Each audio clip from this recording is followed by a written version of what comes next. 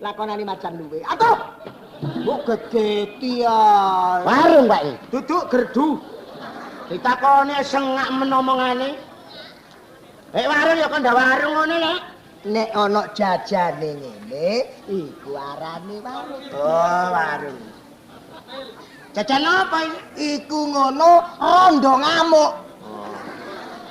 Iki dibuntel apa iki? Iku dibuntel grajen. Panganan mari. Piro sita, Pak? Mbek tangga 75. Piro? 75. 5 repes. Lho, kono ku ya apa kon iku? Oleh ta ora? Iki ngono biasa wisan 15. Lah ya nyak 5 repes oleh ta. Alah. Ya gak tuku. Lho, lha iku. Ya bayar. Lah iku. Ya iki tak duwiin kok. Wotono maneh. Moh. Wotono maneh. Lah oleh 5 repes ya tuku. Ah, kalah. Udah ana. Enggak ya iki mah tak duwi 1 repes. Piro sih? Mola. Jangan larang kok ane. Tanganmu wis ngotok tulet-tulet iki kok asin kabeh. Ya larang menawa. Jajan yo niku sakmene 15 oleh sak pirang-pirang. Lah tapi mosok tape. Waduh. Lah kloso diuntel-untel. Kloso ya. Malas-malas rek. Wah, biasa kok kena wong liya 20 ya. Ya tak undaki 3 ringgit lho. Ah, cacah. Oh, cacah tuku. Ya wis 3 ringgit dagang.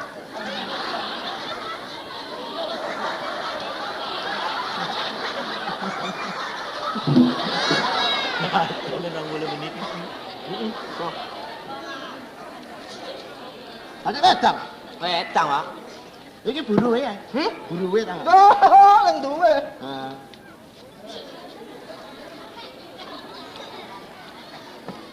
Enak ya? Wah, cok kuwatir. Wong urip kok takane. Ana banyak. Apa lek kapan ana wong urip? Kaya kon wis tak aja kuwatir.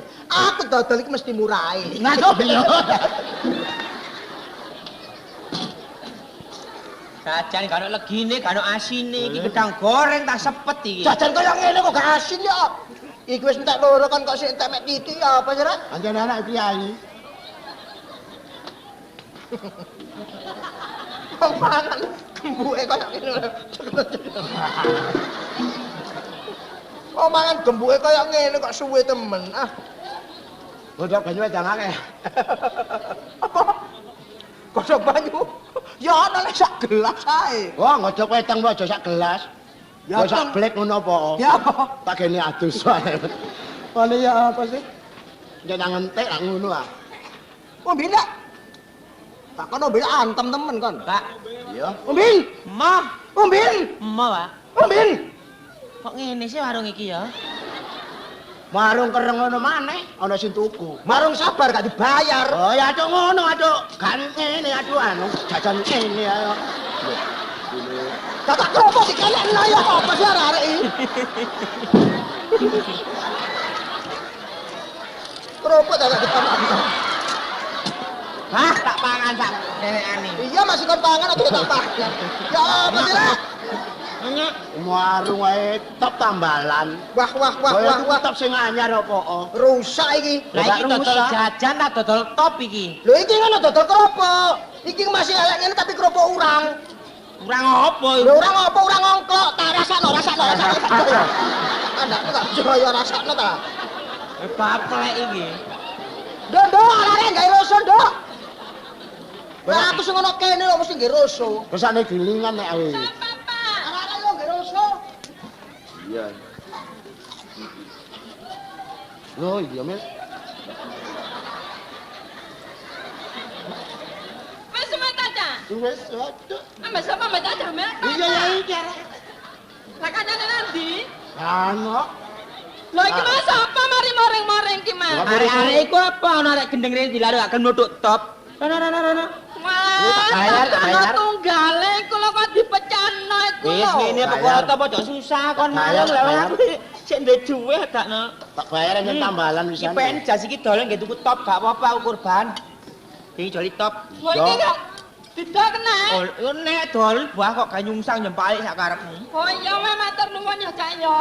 Aku kurban duit gak apa-apa sing penting ada perhatian. Nah, Lah sampe gak tau mrene sih. durung ana waktu lek aku mrene aku. Yo sing gelo dolen mrene ngono. Iya. Sarung iki ya gadekno. Diwane aku ta? Iya wis aja kuwatir wong aku sarung iki dudu apa-apa. Wong aku adem lho ya api-api wane men. Mil. Ojo digadekno dolan bebas, Bah. Tadi aku mulan lek aku. Pokoke ana pengertian ambek aku. Iya ya wis. Ayo sing gelak dolan-dolan mrene. Oh, temenan. Bener ini, Mas. Wis talah, aku ya. Upamane aku mrene, lho temenan wis direkenen, wis rekenen ngono ae wis ya. Masih duwe-duwe, gak duwe-duwe dolan mrene gak apa-apa. Oh, gengsi gak duwe duwe gak rene lan duwe duwe renak kena awakmu. Ayo kaya warunge wong liya, wong warunge kancane dhewe ae lho. Aku warung perhitungan nomor loro sing penting. Jok kuwatir melak aku. Temen, Andro, toko iku. Toko nek ngarep gede ana montore iku. Tokone sapa? Iku tokone uang. Ya apa sih? Melok, mbok kepingin sembarang keturutan, kepingin melarat lakon kelakon. Iya temenan. Kon melak aku klambi bedah, jok kuwatir. Jok tuku. Saya mau bedah, aja tuku. Katane kapan, Tak tisike ambek aku. Goblok ben. Oh, iya benerane ngono. Gak duwe kambing ini ya? Aku kaya apa kambing ini ya? Nyah, pek. Nyah.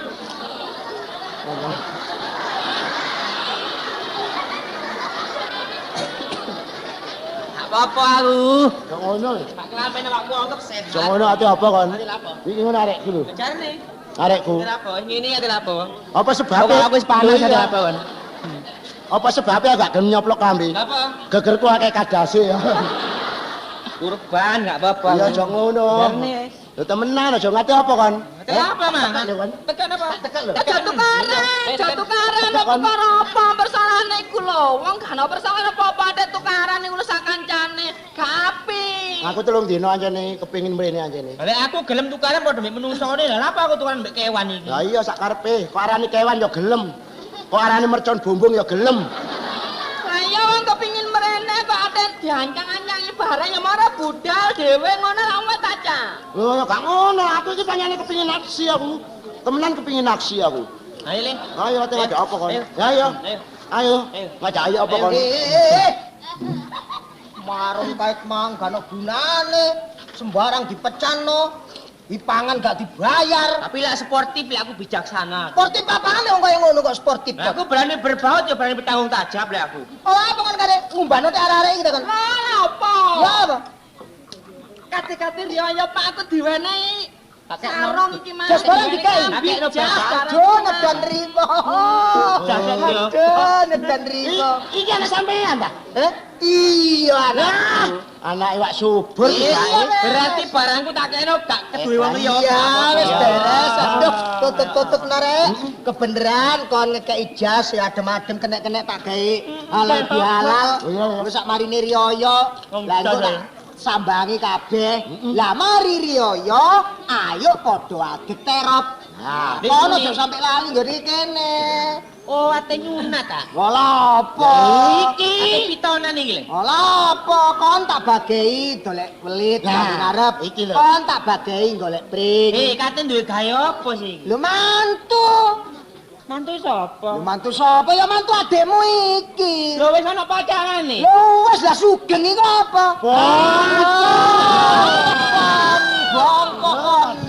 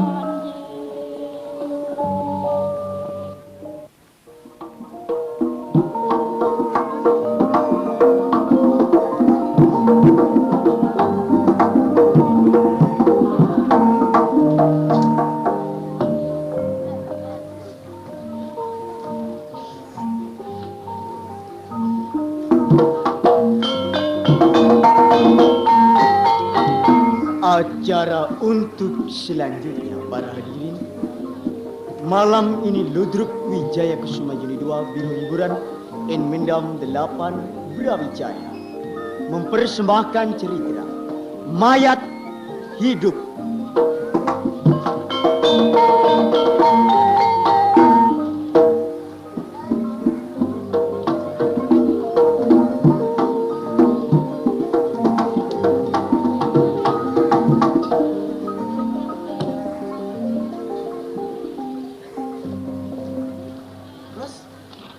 Apa ini gini?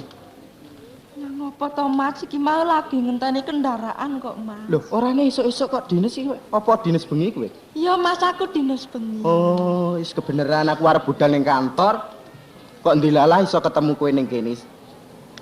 Saiki apa perlu tak terni? Ora Mas mengko wae Mas aku ngenteni kendaraan lain wae Mas. Iya, iya. Lan jenengan ki mangsa kok endi to Mas? Ya saka arep budal ning kantor kok gak enak. Jane awakku kudu greges. Kok ya kadengaren biasae panjenengan ki yen dina-dina minggu biasae ya dolan-dolan rono. Ning apa sebabe kok ya ora nate ndak rono to Mas? Ngene Rus, ojo salah tampa. Kowe dhewe ngerti, aku ning kene iki winangka wakile bapakku. Jane perusahaane bapakku lek ning Surabaya. Aku iki winangka perwakilan ning Jakarta kene. Samu barang ki aku kudu nyambut gawe sing temen. Senajana musuh bapakku dhewe, aku kudu disiplin. Yen ngono nasib dengan ki ya padha karo aku, Mas. Ya. Nalikane ning Surabaya, bapak tawa ibu ning kono ning saiki wis tak boyong nyang Jakarta kene. Samu barang ki sing nyukupi lek ya aku to, Mas. Ya aku dhewe ya wis ngerti senajana kowe ora kandha, ning aku ngerteni saka ibu sing mbok nggoni biyen. Ayo Mas, kapan aku bisa bales wong tua yen ora saiki? Pumpung aku isih legan durung duweni bojo, dadi duwe kaya titik diwenehake wong tua. Aku jane ya beneran. Rumangsa seneng menawa aku iki duweni bakal bojo, duweni ngaten-aten sing apik kaya kowe. Aku dhewe ngerteni menawa anak iki kudu bekti marang wong tuwa. Yen ana, yen ora ana ya ora bekti sik ora dadi apa-apa. Pokoke besok nek wis ana iku kudu eling karo wong tuwa. Syukur. Iya, Mas. Terus Sing tak anti-anti ki mung rembug panjenengan, Mas. Terus piye?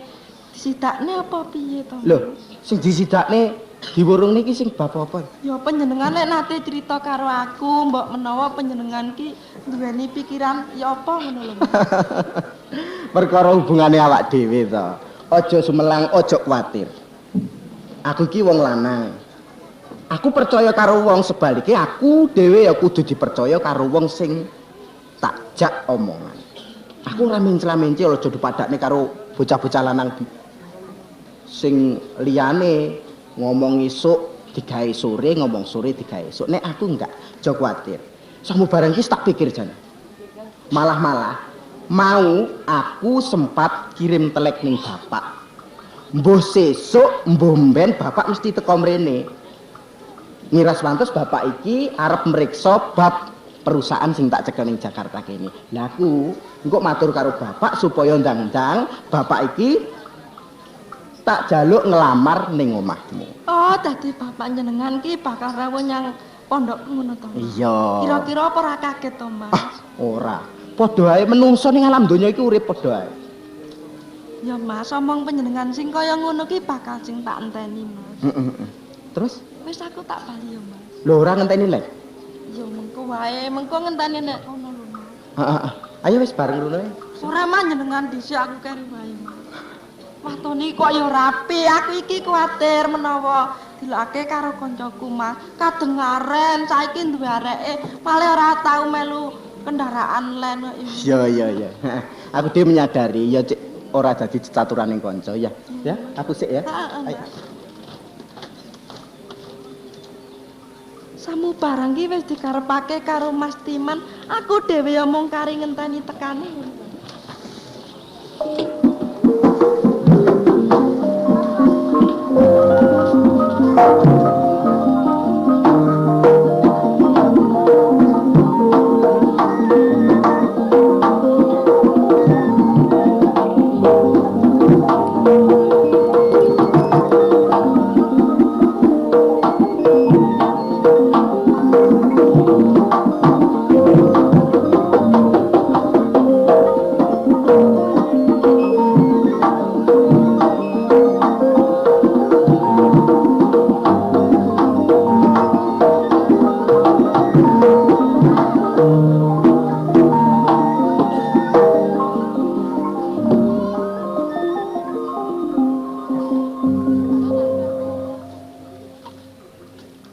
Nyambut gawe buruh enak nek kene.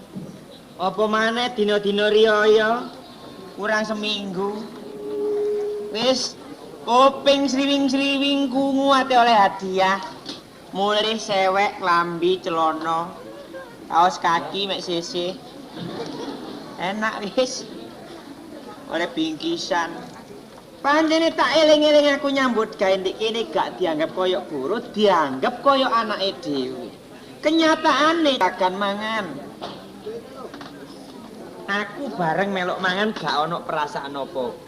Ketoke ngaku ambek aku guyub.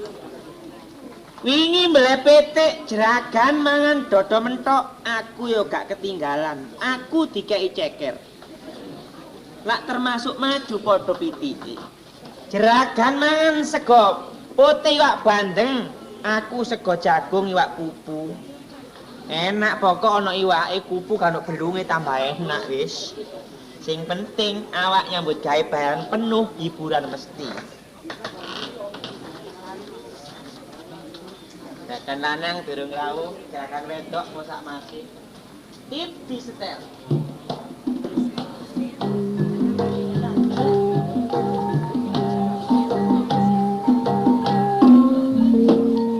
Kerek nginjek.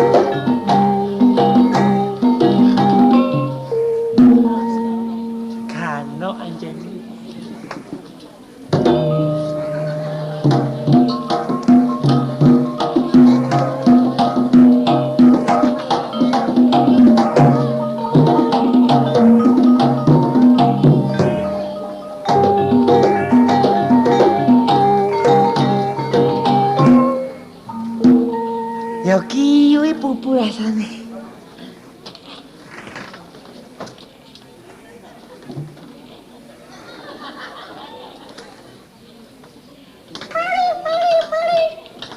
Aduh. Digawa muni meli ya kluwe lho. Yono.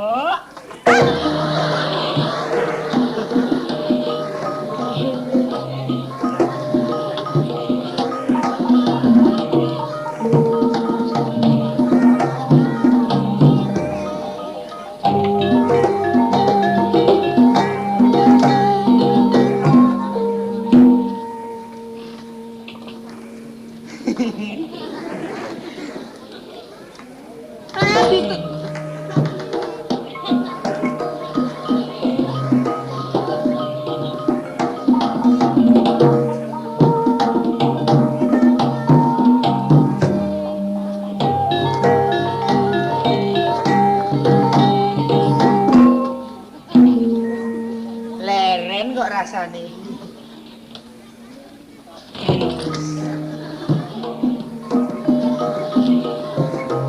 Tambah suwe kok tambah ora karo-karuan.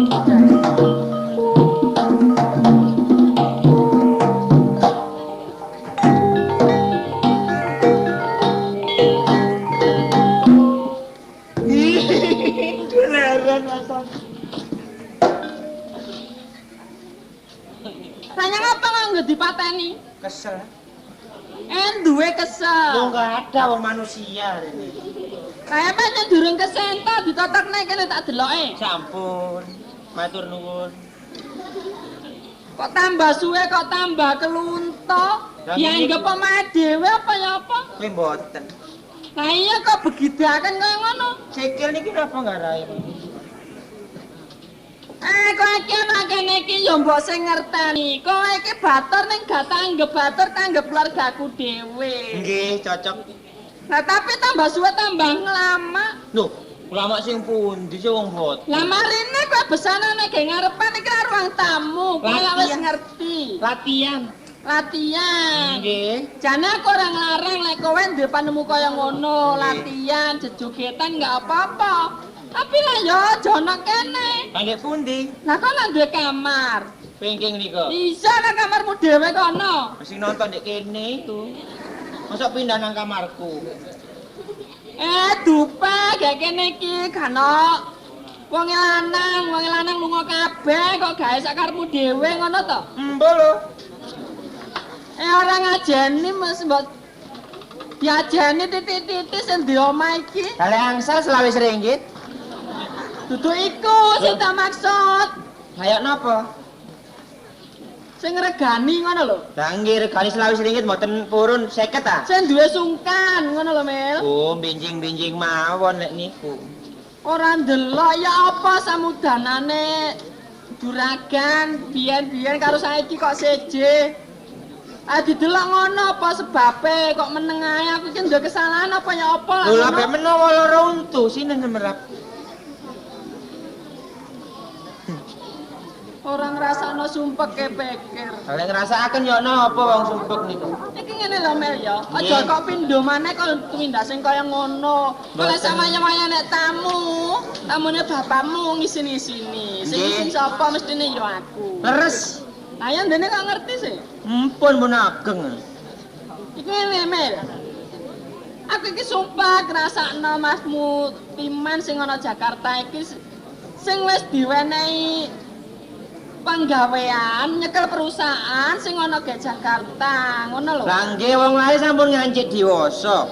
Mumpun mancine menawa dina niki mun nyekel perusahaan kenging damel wakilipun bapak kalian panjenengan lak mboten napa-napa. Ha iya dadi timbangane perusahaan iku dicekel wong liya, apa lek dicekel anake dhewe. Mula dipercaya nang Jakarta kono si Timan kuwi. Malah mapan. Lah iya beneran lah, tapi sing tak sumbangno iki kok suwe gak tau kirim kabar mrene. Nggih, medinipun tapi repot, umpami mboten repot nggih. Senasa mboten dateng piyambak nggih seratipun mesti wonten. Lah iya kaya bapakmu barang ngono iku kok kaya-kaya gawe sakarepe dhewe ngono lho Mel. Arane bani omah. Ngurusi pendamelan bagian luar. Lah iya pegawane pancen ora ana enteke Mel. Ya mbok dipasrahno wakile kono lah ya ono ta. Masa perusahaan iki dikuasani dhewe. Lha niku gampang mawon, lek wong lanang titik-titik pangipat luar-luar. Niku enggak ada napa-napa ngene njabane omah. Jelas meniku. Oh. Selamat datang. Silakan duduk terus. Terima kasih. Bicara apa dengan Ibu? Bicara tentang rumah tangga. Ini rumah tangganya Jamil apa enggak?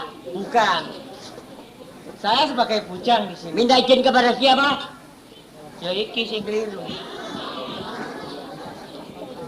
Goreng-goreng Mel. Memang repot sekali Pak. Sehelai manusia semacam Jamil ini memang repot. Aku tanya padamu, tapi giliran. Aku tanya padamu, Ya Pak. Oh tidak Pak. oh ya, oh tidak. Mari ngono, oh mami ngono. Jamil bekerja apa? Biasa. Sudah selesai semua. Aku